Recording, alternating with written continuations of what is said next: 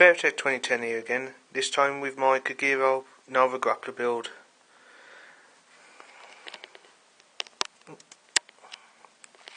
So basically it's a basic Nova Grappler engine with all the various Kagero components in it.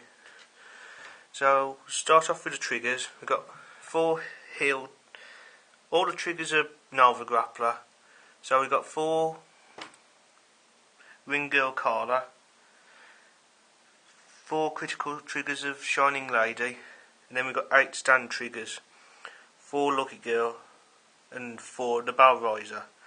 The Battle Riser is also your standing Vanguard, and when it boosts the Nova Grappler unit, it's boosted by 3k and is sent back to the deck afterwards, which is a great effect to have, to be fair, because that means it can be reused over and over again for technically an infinite loop, as long as you're the one that keeps drawing it from the trigger check.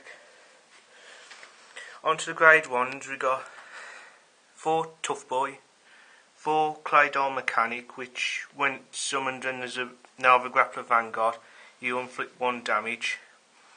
We got 2 Shouting and Screaming and Dancing, and then to Shout.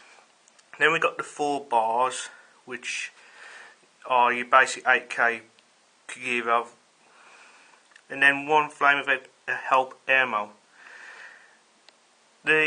Obviously it's a basic layout for the grade 1s, where pretty much all of them, the majority is what you want to ride with are the Nova Grapplers, because of all the draw triggers in Nova Grappler.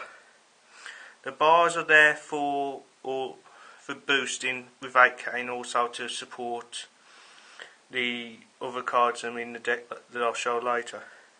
1 Flame of Help Airmo is just basically, in my opinion, a bare version of these cards, where you, instead of having to rest it like you do with Announcer Shout, you just when the attack hits, you just pitch a card to draw a card, which is probably a far superior option, even though it's got 1,000 power less.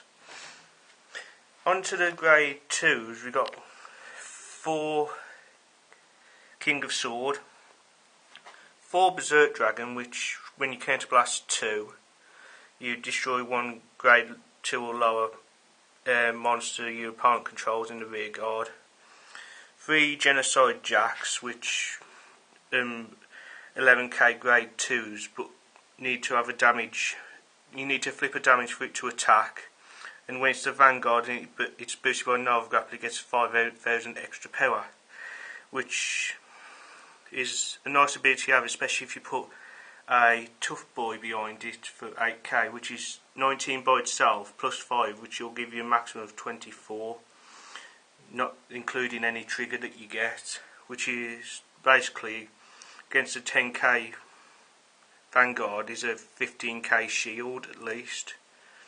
And 1 random Hungry Dumpty, because I don't really like Hungry Dumpty because it's got the same effect as Claydol Mechanic, but when the structure deck comes out for the Nova Grapplers, they'll get replaced quite easily, as will all the Kagero stuff anyway. Now on to the grade 3s. You've got 3 Mr. Invincible, which for this deck is actually the main Vanguard that you want, just for the fact that when he soul charges, he unflips 1 damage, which with the Kagero stuff and the Genocide Jacks is quite a nice ability, but for the main reason it's for Dragonic Overlord, which I've got 2 of here, along with 2 Azura Kaisers. This is just another 11k beat stick that if you need to can be your which could be your Vanguard's right if you haven't drawn into the Invincible yet. And when that reveals a grade 3 Nova Grappler, it restands any unit type, which is pretty hot, to be fair. And finally, the 2 Dragonic Overlords here. Basically, loses 2,000 power, as does his other card. There isn't one of its own clan type on the field as well. But the main thing is that when you counterblast 3, it gains 5,000 power and gets to restand every time it hits your opponent's rear guard. And that's the main pretty much that's the main reason for the Mr. Invincibles being the main Vanguard, is to continuously unflip damage to get Dragonic Overlord's effect off as many times as possible.